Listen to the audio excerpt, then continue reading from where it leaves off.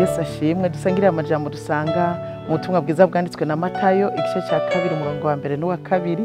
Haravuga ngo Yesu amaze kuvukira i Betelehemu mu gihugu cy'i Buyuda ku nganji y'umwami Herode, haza abanyabwenge bavuye mu buseruko baje i Yerusalemu.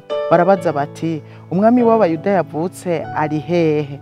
Kuko twabonye inyenyeri yiwe turi mu buseruko, none tukaba tuzanywe no kumushengerera. Dusangire ijambo rivuga ngo Yesu n'umwami w'isi yose. Mbanje kubifuriza Noel nziza mwese ubugira, kandi twaraye duhimbaje Noel itwibutsa ivuka rya Yesu Kristo. Nkundira rero tuvugana ukuntu Yesu ari umwami w'isi yose. Yesu yavutse mu buryo bw'igitangaza. Abavugishwa n'Imana bari baravugishijwe ko azovuka imyaka myinshi imbere y'uko avuka. Cyane cyane baravuga ko azovukira i Betelehemu. Kubera rero iyi Imana ivuze ishitsa, niho rero Kayisari Augusto yatanga icyagezwe ngo abantu bose bo mu gihugu bandikwe, yariyo rusansuma. Niho rero Yosefu yajyana na Mariya mu gisagara c'iwabo hari Betelehemu, kandi murazi ko yari afise inda. Agezeyo inda iramufata aravyara, umwana muryamika mu bwato bw'inka kuko ngo bari babuze indaro. Muri ico gihe abanyabwenge babona inyenyeri ibaburira yuko hari umwami yavutse. Abo banyabwenge nibo twita abamajusi, canke turavye ibi vyanditswe urashobora kwibwira yuko barabahinga mu vy'inyenyeri. Barazi Yerusalemu, barabaza bati, mbega umwami w'Abayuda yavutse ari hehe ngo tumushengerere? Ni ukuvuga ko iyo nyenyeri yagaragaza umwami yavutse. Herode avyumvise ahagarikana umutima nabi Yerusalemu.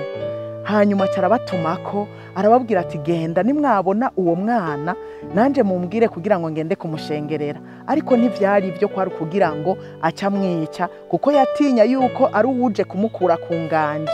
Erega Herode ntiyava mu nda y'ingoma. Ikindi naco yari umwami akaze ngo abene gihugu ntibamukunda, yatinya ko acamukura ku nganje rero. Nuko rero abanyabwenge baragenda, iyo nyenyeri irabarongora gushika aho uwo mwana yavukiye. Bamubonye bagira akanyamuneza kenshi.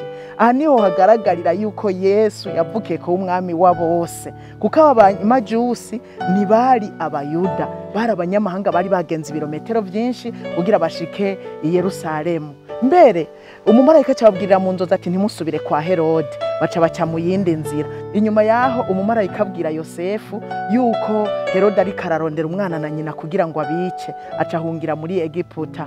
Amaze guhungira muri Egiputa agumayo gushika yumvise ko Herode yapfuye. Hanyuma basubira mu gihugu c'iwabo, acaca kugerera i Nazareti kugira ngo ibyo abavugishwa n'Imana bavuze bishike, ngo azokwitwa umunyanazareti. Nuko rero Yesu ndabibutsa yuko yavukiye kuba umwami w'amahanga yose. Kandi mu gusezera abigishwa biwe yarababwiye ati, nimugende mu mahanga yose mubwira abantu bose ubutumwa bwiza.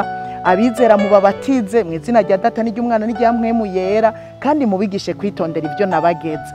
Iryo jambo nicyo riserukamwo ko Yesu yipfuza ko izina ryiwe rivugwa rimenyekana mu mahanga yose kugira ngo bikunde abo umwami wa bose. Ivyo bisigura yuko dutegerezwa kuvuga ubutumwa bwiza kugira ngo bikunde icyo yavukiye gishike kuba umwami w'amahanga yose. Nuko rero Yesu abahezagira.